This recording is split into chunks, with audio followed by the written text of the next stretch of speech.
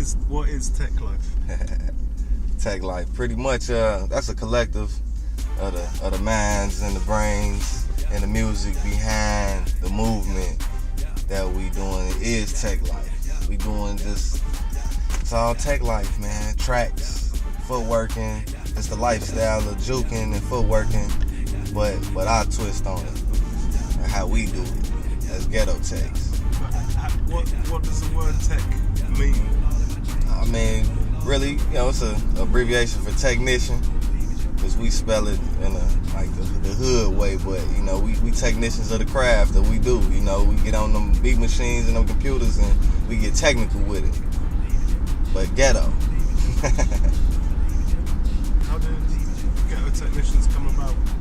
Man, pretty much after we was like in a couple different crews, we was with a beatdown crew, you know what I'm saying?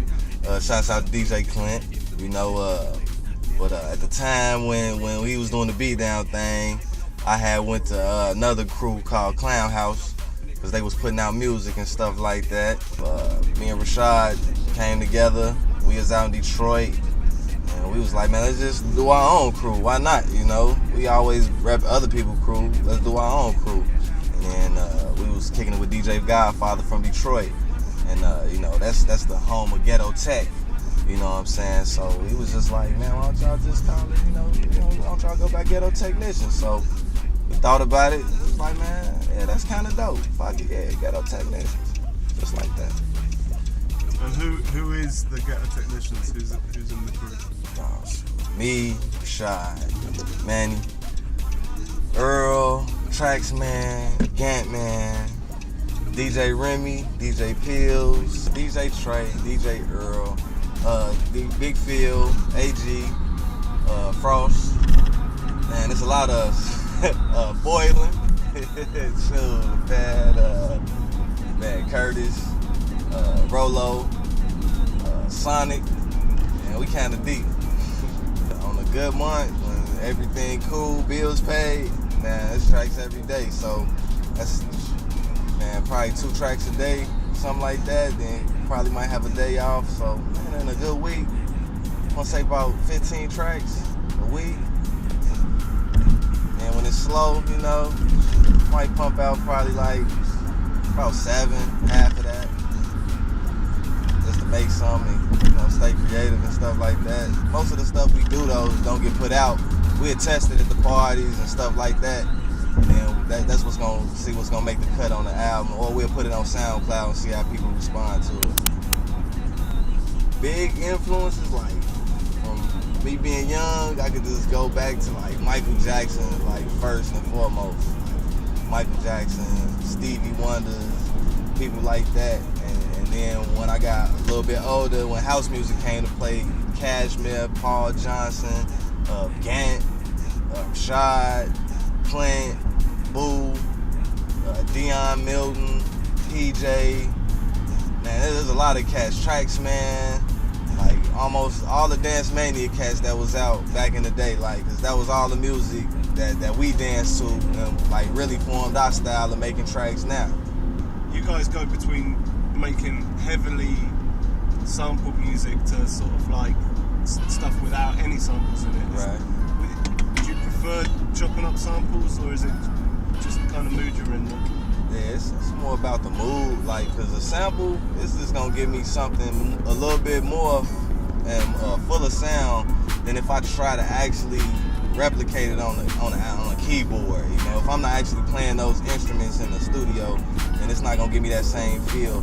I love sampling. I just love the feel of just taking another sound and manipulating it into something totally different, but making it that familiar that when you hear it, you know what it is when you listen to it, but it's different. It's that much different, so it stands out in your head. Like, okay, it all kind of started from just sampling like the favorite part of a song, and like that's my favorite part, so I'm gonna let it keep going. And then like Simps, that just came along with the territory. Like it went hand in hand just by adding just a little spice of originality to something, and then taking a sample and then just taking it out completely, and then just working a simp.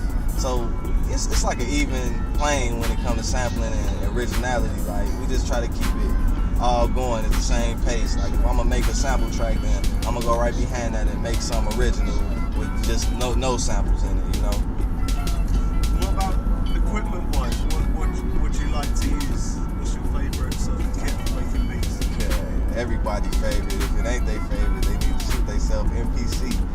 Any one of them, a 2000 to a 2000 XL to a 3000 to a 4000 to 2500, a 1000, any MPC, like this period, I gotta have that feel. Like you could get the pad separate, but having that real MPC sequence, it's basically the sequencing that's in the machine. It's like the best ever. Like I try to do it on computers, stuff like that. It's just not the same. Like the timing. That MPC's got like this perfect timing when it comes to making music. Just being from Chicago and the tough times that's going on right now, and the way we could reach out with each other just through dancing and music, it's amazing all by itself. Like even though we got crews that beef with each other, producing crews, DJ crews, dance crews, as long as it just stay at a competitive level that keep everybody going to the next level with their music or with their dancing, with their producing, it's all positive.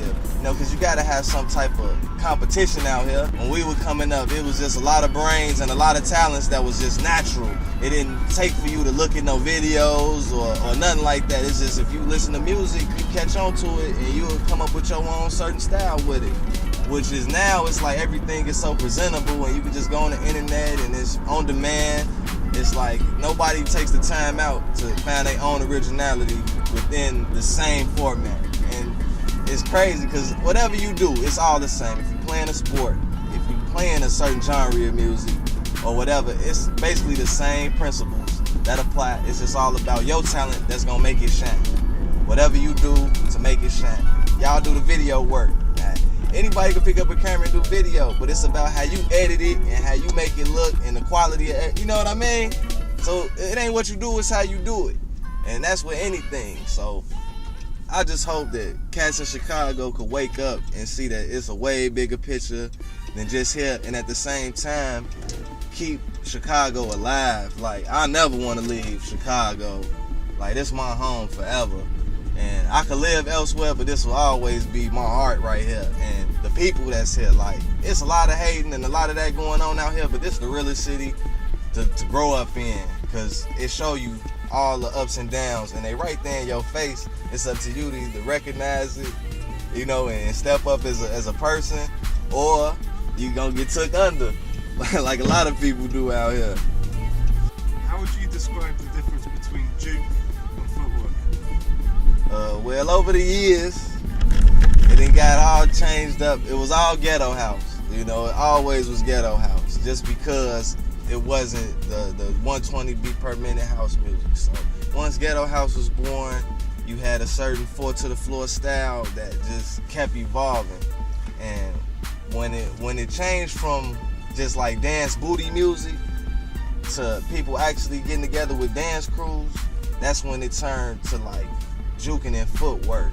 More so like juking is like the party type stuff, where you come and you just have a ball and you juking on a girl or something like that. And then when you footworking, of course, is the actual act of being out there and engaging in a dance floor battle, or just footworking, period, just to display your skills. So I mean, could you footwork to juke? Yeah, you can. You can footwork to juke, and you can juke to footwork. It's more of a format that we created, and now we kind of like intertwine the juke, like as far as like the party element with the footwork. So you may have a Beyonce sample, you know, something for the ladies, which is like a juke connotation, with a hard beat, which is for the footworkers. So we making like hybrids. Like we've been doing it for a while, but like just to keep it all is what it is. It's juke and footwork. Just it is a slash, but at the end of the day, it's all juke. You know, it's all juke music, and it's the juke culture. Yeah, Chicago, we spoiled out here too, though. Like this juke shit, like they don't know. Like a lot of people, they don't like the fact that the music and the dancing get attention elsewhere other than Chicago. Like selfish. Like everybody just want to keep the craft to themselves. you know. But I believe, just like a long time ago when it reached overseas with the ghetto house and the house music, that this was a thing that should have been done, you know, reached across a long time ago, because we got like generational music. Like, I know little babies that grew up. I was a little baby, and other little babies, we grew up for this, to it. And like, man, it's an amazing thing just to see it like 20 years later, like flourishing and being something that people talking about now. And hopefully it could be one of these things that could fit along in mainstream culture somehow, some way.